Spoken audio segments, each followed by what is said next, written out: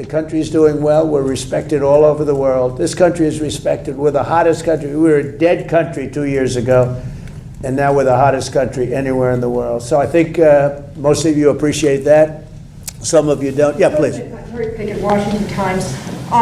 If the Supreme Court doesn't rule in your favor on birthright citizenship, are there any other avenues that your administration has explored to remedy this? And did you talk with President Xi about Chinese foreign nationals taking advantage of birth tourism here in this country and how they could happen? Well, that's a great question. No, if the Supreme Court hurts our country by ruling against us on birthright citizenship, that would be just between that and tariffs, what damage they've done, what damage they've done.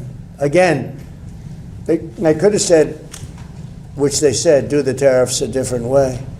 But they could have said the money taken in, hundreds of billions of dollars, $149 billion we have to pay back.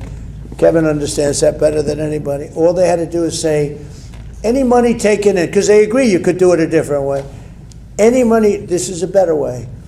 But the other way is a very secure way. And maybe in many ways it's a stronger way.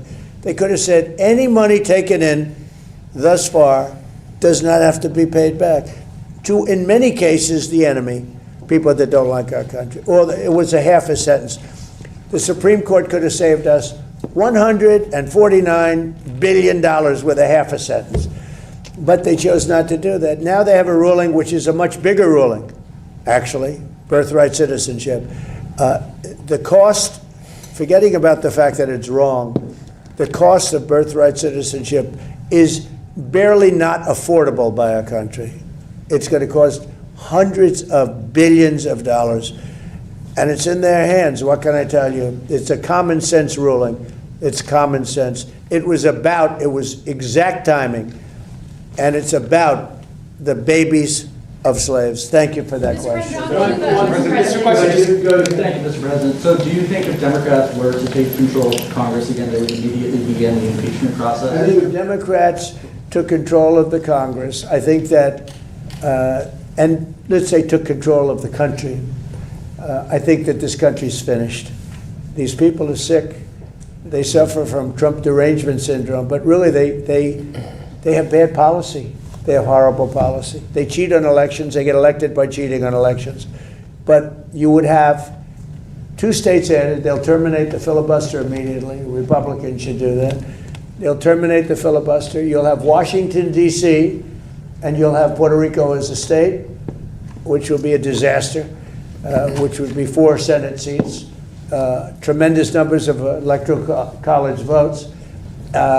You will have that's really bad, but you will have the destruction of our country. They want to go to 21 Supreme Court judges. That's their perfect number. They talk about 13, but they want to go to 21 Supreme Court judges.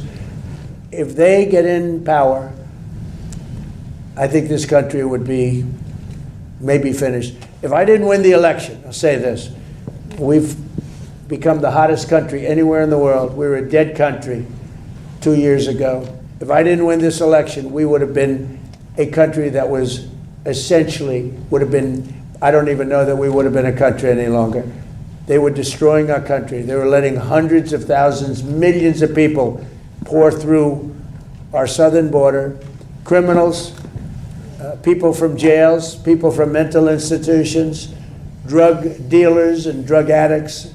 They were sending everybody, countries were sending everybody that they didn't want by the millions, 25 million people. If I didn't win this election, I believe our country would have been finished. Thank you very much.